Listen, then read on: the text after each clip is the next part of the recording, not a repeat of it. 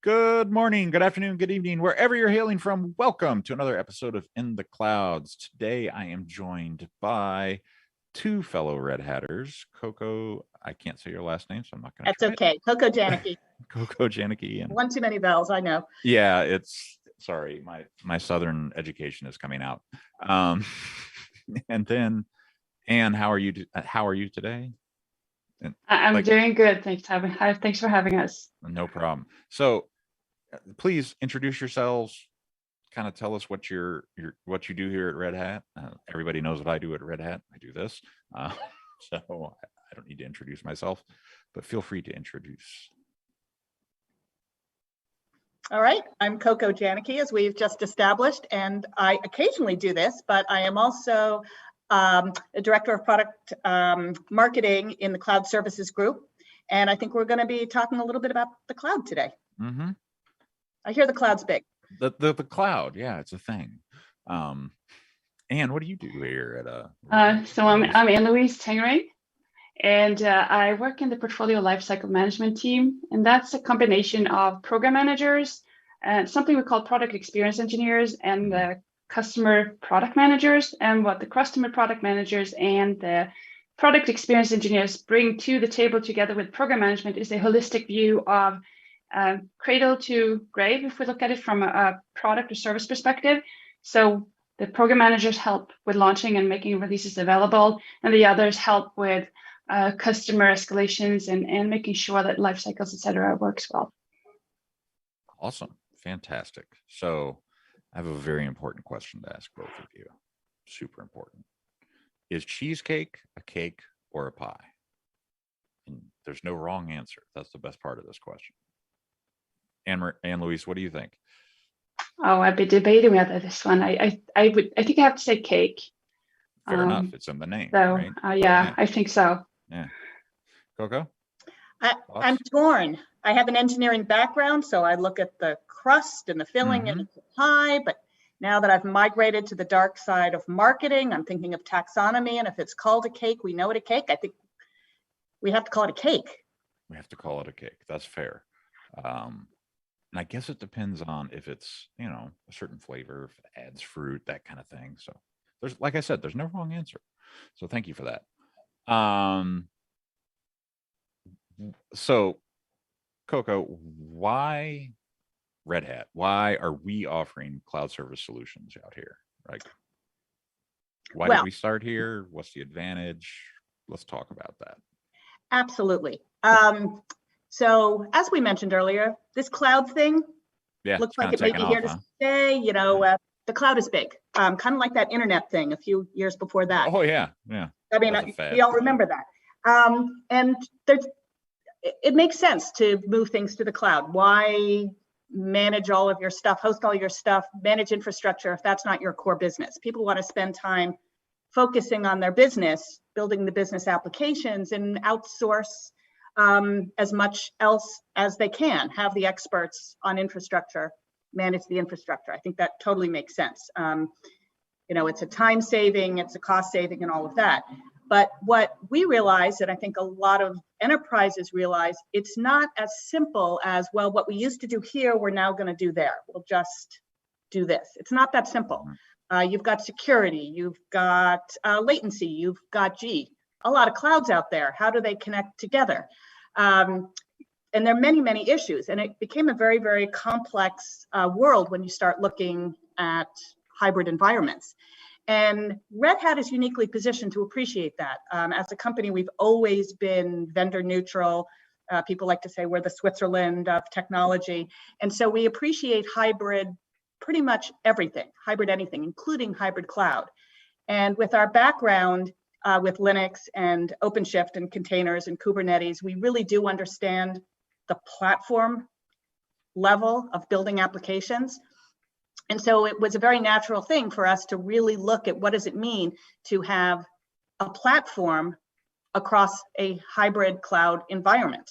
We understand that. And so we want to be able to create that experience, and we have the background in order to do that. And as we look at the platform, great, Linux containers, that's a part of it. But as you spend a little bit more time looking at the entire application and building the application. What does it mean to have services that help you build application services, have these data services to help you put business applications together? And the more we looked into this, the more we got rather opinionated. And we've actually chosen that word. I'm a taxonomy person, I guess, today. Chosen that word very deliberately. Yes. That there are right and wrong ways of doing it. Not wrong ways, but there are efficient ways and less efficient ways of doing it. So we have started by adding to our platform portfolio a set of data and application services that work very, very tightly with the platform that we already have to help people build and deploy, and then, of course, maintain and move forward applications across hybrid cloud environments. That's awesome. I think that our expertise here are incredibly valuable because we've seen a lot being Red Hat, and we've seen how folks want to use their local environment, their cloud environments, all the environments that they have to the fullest extent possible. So where are things like Apache Kafka and that large scale data processing heading, right? Like, is everybody going to stand up their own like massive data pipeline of some sort, or do you see folks kind of leaning on other services and saying, hey, you know, we're not the data science company, we're the widget company, so maybe we should get some outside help? Right. So when you started asking that question, I started feeling like, well, a little bit of both. But when you started talking about Kafka and the importance of having fat pipes of data, I do think that everybody is going to realize that they need fat pipes of data because there is a lot of data. By the way, data is also big, like the internet and the cloud. Yes. Data is big. We just had the data scientist on earlier, so yes, data's huge. Exactly, it's big. But then as you sort of got your question a little bit more sophisticated, started talking about, well, who's going to stand this up and who's going to make it possible? That is, as we were talking about a little bit earlier, falls out of people's core competencies. If they're a widget vendor, you know, chances are they're not a Kafka expert. They may want a little bit of help. And Kafka, as most people probably know, is the hot new shiny bauble. It's the cool open source project, but it's not simple. It's it's a sophisticated part of moving data around. And Red Hat has spent a lot of time understanding Kafka, and not only how to use Kafka, but how to stand it up. How do you manage it? How do you maintain this fat pipe of data? That's where we're experts. So that's why we're offering this as a service. Yes, anybody can go to the Apache Kafka site, download Kafka, do it on their own. And after you've built a team to do that, maybe in 6 months you can get started building your applications.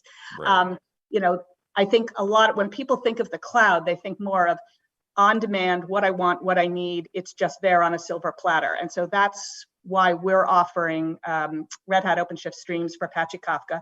I know it's a mouthful, but lawyers require that. Anyway, we have this service. People can try it today, actually. We have a free trial running to do that for them and then build it into the application. And the way we're doing it, because we also have a firm belief that when you build applications, it's very important to have not just a lot of little point solutions and then you have to go build your platform. Is that the platform for building and delivering applications needs to be thought through. It needs to be unified. It needs to have a streamlined experience so that literally you can get started tomorrow if you want to. You don't have to spend however many months making decisions and putting it together. So when we offer our Kafka service, it works very tightly with OpenShift, which, by the way, is just, it has support for hybrid cloud underneath just built in. And so we build off of this platform that makes it all very, very simple. And it's all glued together in advance. We really think through the end-to-end experience every time we add a new service to the family so that it just works. And I used the word opinionated before. We do that too. There are many ways that you can build your platform, many ways you can configure Kafka, but also API management and your containers. And there are many complicated ways of doing it, or you can let us do that for you. We just make it simpler. We have experience in this. We put it on a silver platter for you. So yeah, that's my rather long-winded answer to your question. I would much rather have a service given to me on a silver platter and then have to try and figure it out and build it myself, to be honest. I mean, these days it's figuring out the next thing all the time, it feels like, in technology. And because the transition to the cloud is complicated, we can build that in. We're really experts at hybrid cloud. So when we put together an application development platform or approach, it's got the expertise of how you deal with hybrid cloud built in. That's that's the why Red Hat answer. So, Anne-Louise, we have this concept of repeatable onboarding of multiple services, ROMs, as we call it. What is it? I see repeatable and I like it because repeatable is awesome in my world. Like, things don't happen by chance. I want them to happen intentionally in my environment, especially. So what is this ROMs concept and how are we kind of pushing that along? So it's really a framework that we have created inside of products and technologies to help services move faster into the cloud. As Coco just said, we are the experts in getting this to the customers, but we also want to make sure that the experts are not bogged down by teaching others how to do it as well. So we want to create a framework that includes first the process steps, right? What kind of certifications do you need? What kind of help do you need? How do you build in security? How do you build in monitoring, logging, and all of these things for people who have never done services before? And how do you make this in a self-serve way so that other teams can come in and start building their services without having to tap the same experts again and again? So it's really teach the teacher, but also teach each other and create a framework of best practices, have a common place where we have all of this together. So ROMs is really an effort to crowdsource and lean into the Red Hat collaboration and transparency and build a community of not just one or two experts, but a community of experts that help each other with services. And that way we create services that will have a good look and feel like Red Hat. They will fit together. They will work in the hybrid cloud environment that is so important to us. And it will also lean in on reusing the on-premise or like traditional product notions where we need to, but explain the new and the different things to the people who've never done it before.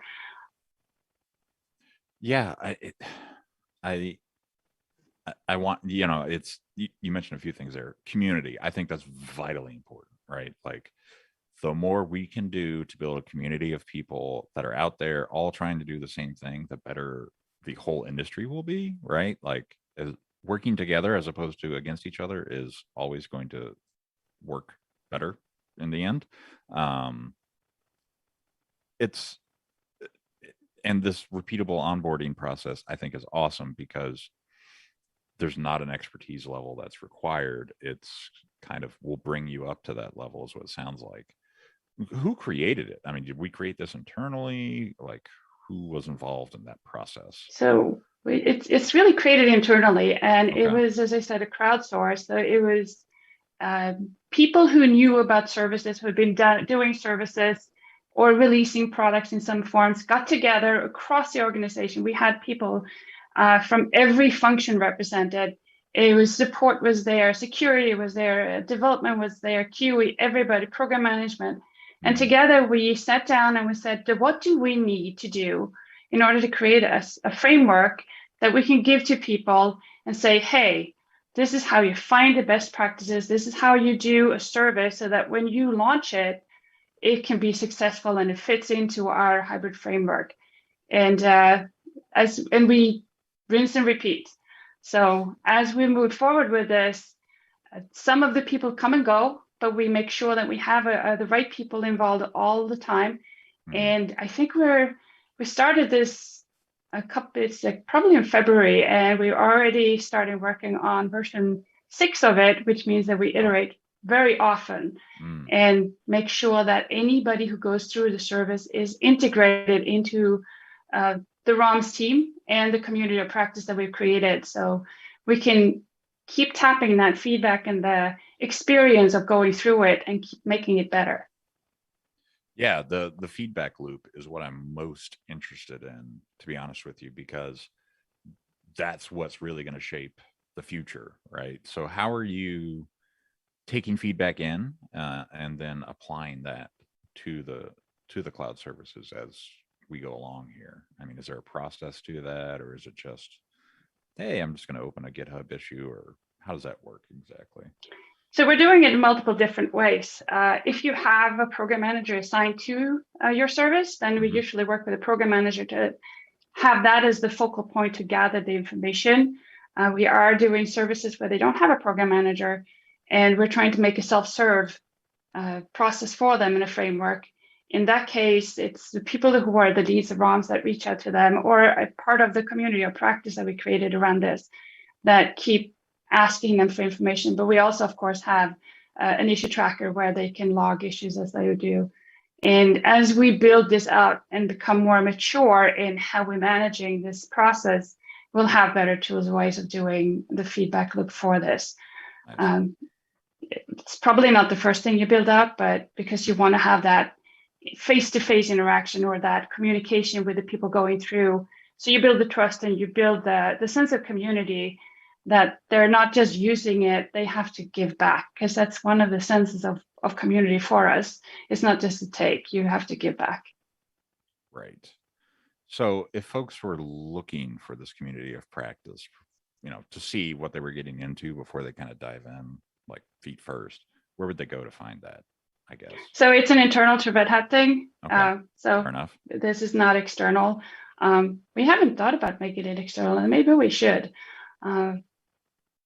Because anytime you pivot something, it's a learning experience, and if you can tap into what other people succeeded with, or they can share their experience, it's a gain, right? And giving back is what Red Hat does well. Yes, exactly. I think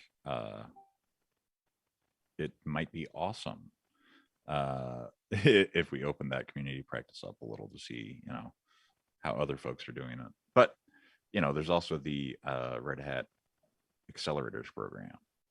Don't forget about those folks out there. Not sure if you've tapped into that resource yet or not. And if you're not familiar with that program, folks, let me drop a link for you. If I could type, typing is hard. Really hard. So we've talked about ROMs. It's a framework. It's a process. It's kind of a checklist. It's a cohesive set of things. What are the cloud services we're offering right now, like across the board? I know it's more than Kafka. I can answer that. Yes, Kafka is one of the ones that we're most excited about. We also have Red Hat OpenShift API Management, which is a service for, this will come as a big surprise, managing APIs. Wow. And those are the two of the first services that we're launching because we consider them very foundational. Most enterprises that we work with are looking at building applications with a microservices-based API-first approach. And you really need API management in order to be successful. We consider that foundational.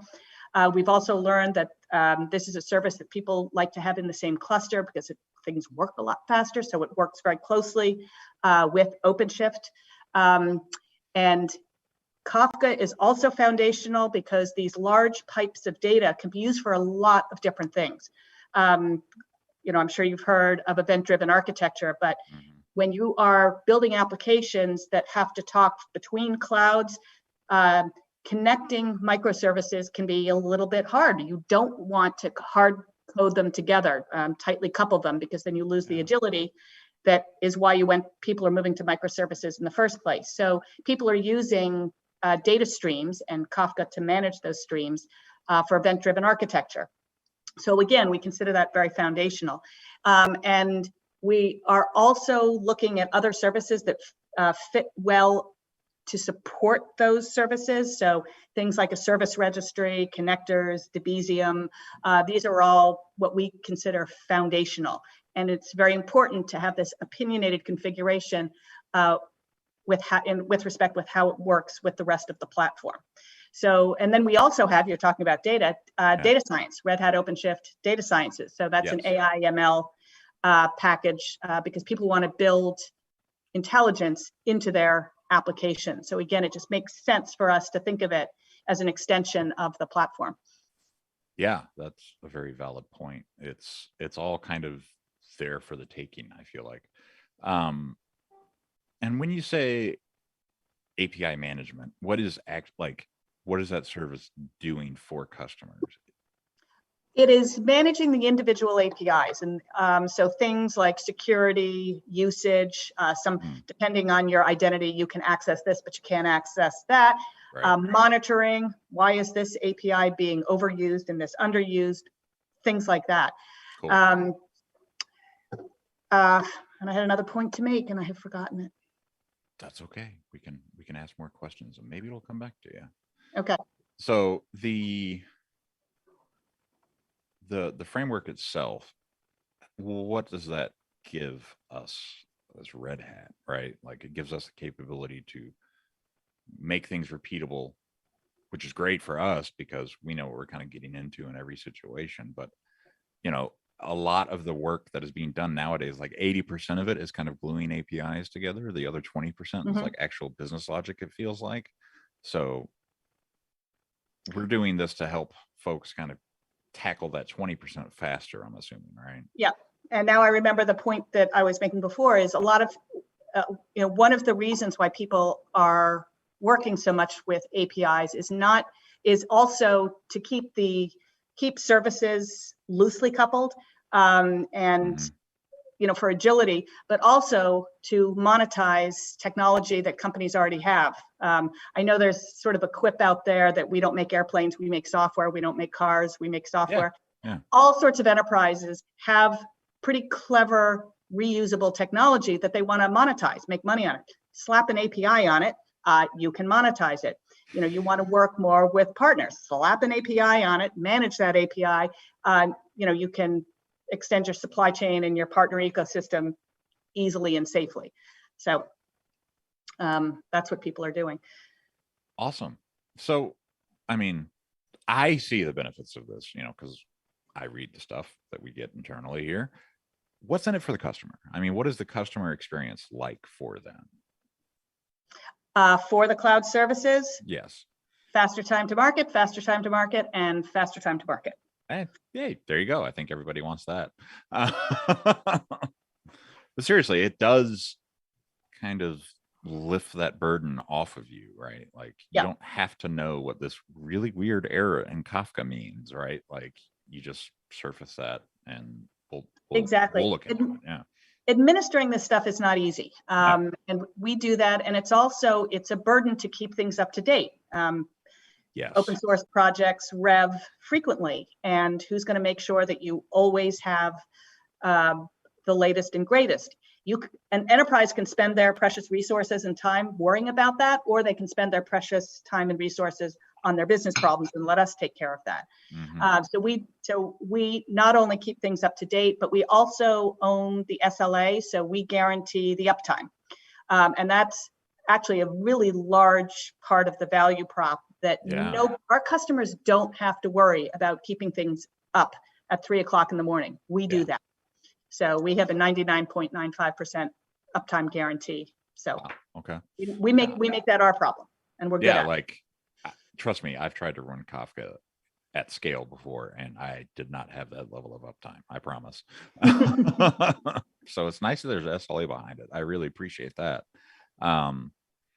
So all these services are here. They're all, working together well with our customers. What kind of things get you up in the morning, right? Like, are there more services to come? Are there, super things that you're excited about? What gets you up in the morning? And this question is for both of you, so feel free, Anne-Louise, to tap in here. And I think what I get the most excited about is seeing the pieces come together. Kafka is pretty neat, and doing Kafka alone is a really fun, exciting thing. mm-hmm. But I think an order of magnitude more exciting is when you think of Kafka as one of many pieces in a much larger approach to building applications. And to me, that's interesting, and especially you throw in the complexities of hybrid cloud, then things start to get interesting. You may have topics, different clouds, some private, some public, some on the other side of the globe. Mm-hmm. How do you pull that together in a way that does not threaten any of the agility of these groups in different buildings, different organizations, all working together? To me, that's a much more interesting part of the puzzle. It is a puzzle, putting the pieces together. So that's what gets me excited in the morning. Anne-Louise, what gets you excited? Well, what gets me up? I'd say it's really participating in the ROM's effort has made me appreciate everything that is Red Hat, and it really gets me excited, because when we used to do products, we used to have different program teams, and they were all sort of a little bit individual. They could all do it their own little way, and they didn't really collaborate across the organization. And the ability to work with so many different functions in creating a new way of doing things. So I think about it as shifting from waterfall to agile, or maybe from a functional programming to object-oriented. When you make big shifts like that, usually it takes a long time to do it, and we're trying to do it really quickly. We're shifting from doing on-premise to learning how to do services, but also combining them in a hybrid environment. And the excitement when you get together and you tap, as I said earlier, tapping into the core pieces of what Red Hat really is. It's a collaboration and then the transparency. Everybody's sharing everything. Everybody's willing to help other people. And it just makes you feel like you're working for a great, not an organization, but a great collection of people. You're not working for them, you're working with them. And that excitement and the momentum you get when you try something like that, it just makes you feel really good about the work you're doing, the people you're working with. And so it makes me, as you say, very passionate. Nice. Checking the thread or the stream here for questions.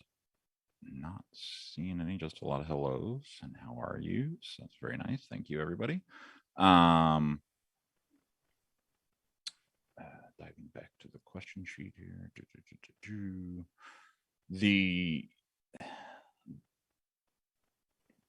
What is on the roadmap that you can talk about right now? Is there any new features? Like you mentioned, we're on version 6 now. What's coming in version 7? Do we have any idea of that?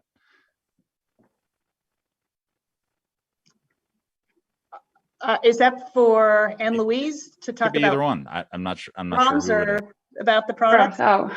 Yeah, I'm just curious what's next in the evolution of everything, right? Like, what are some of the features we're looking to build in, in the next version? Well, for ROMs, we're trying to just make it more self-serve, but also I got actually really triggered by your question is, did we make this public? So I'm going to take that one back. No, because that means that if we can find pieces that we're doing that we can share and make the community bigger, and then we can learn from others as well. We're not the only ones out in the industry doing this. No. So I'm sure that there's plenty of sharing and learning that we can do together.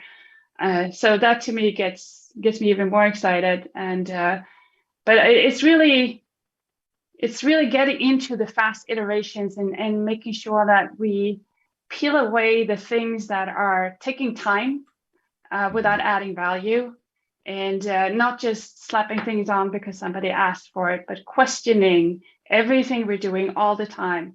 So that's what we're going to continue to do to make it easier to do the same thing as we want our customers to get to market faster. We want our internal services to get to market faster, which will benefit our customers too, because they will get access to them faster. So, and it's just getting that momentum and moving things forward. That's, I think, going forward.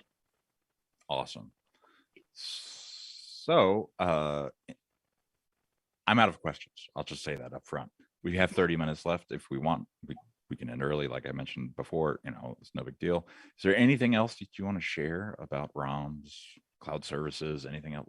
Right, folks, like take advantage of these services we're offering. I feel like there's a lot of ways for you to use the developer sandbox, add that, you know, OpenShift Streams for Apache Kafka to it, and like kick the tires on it, and then, you know, figure out how you want to, you know, implement it in your organization. All that you can do for free, like the tire kicking is very, very possible to like manage all that for free. And then you can apply what you've learned directly in your environment after, you know, testing those services. So what would you encourage folks to do next from here, right? Like, let's say they just watched this, you know, a week from now, and where should they start their journey? Obviously, you know, I just dropped a Try Kafka link in there. Oh, good. I think that's the best place to start. I think that's a wonderful place to start. It's completely cost-free. Don't take a credit card or anything. You can just play. Yeah. We also have a trial for our API management service. It's actually built into the OpenShift dedicated trial. Nice. Which that's an option too. You have to bring your own cloud, so I would not say that it's free, but we don't charge any extra for the licenses for our software or anything like that. But certainly that's where I would start. Give it a try. Yeah. Especially if it's bringing your own cloud, because you've already got your governance and practices and everything already there. So that's a very nice feature. But you don't have to bring your cloud for Kafka, because that's the service. You can play in the sandbox. Yeah. Cool. So anything else? Anything else you want to share about what's going on out there in the managed services offering? No. When should we look for something else? Is there a timeline on another managed service coming out at some point, or is this where we're at and we're trying to figure out where to go next? Well, I can just do a quick recap. The API management service is out. It's been GA for quite some time, has a healthy roster of customers. The Kafka service, which is currently available for trial, we will start selling it very shortly. So certainly you can start thinking about buying it now. And throughout the rest of this quarter, we will be bringing I call them the supportive services coming out too. So they're all kind of rolling out one at a time. And data science is going to GA within about a month, I think. So that's the timeline for the next round. Cool. So lots of things rolling out in 2021. Some good things are happening. Some good things are happening this year. You're right. Absolutely. Awesome. Well, thank you both for coming on. Thank you everyone for tuning in. Thank you for watching. If you're watching this after the fact, feel free to reach out to me if you have any questions about the topic. short@redhat.com, @ChrisShort on Twitter. My DMs are open, and I can get your question answered, be it technical, be it services related. Just let me know. I can funnel that question whatever way it needs to go. Thank you so much. Anne-Louise, Coco, thank you so much for joining us. And thank you for having us. Thanks for having us. We'll see y'all in 2 weeks on the next In the Clouds, where we'll be talking about Ansible Fest. Katie Piccarelli will be coming on to discuss all the things that are Fest this year and how we're doing it in the new world that we're in right now. So I'm excited for it. Ansible Fest is one of my favorite events. So tune in next time, and later today on the channel, we'll have GitOps Guide to the Galaxy. And if you are not familiar with our streaming calendar, I dropped a link to it in chat, so you can be. Awesome. Thank you all, and stay safe out there.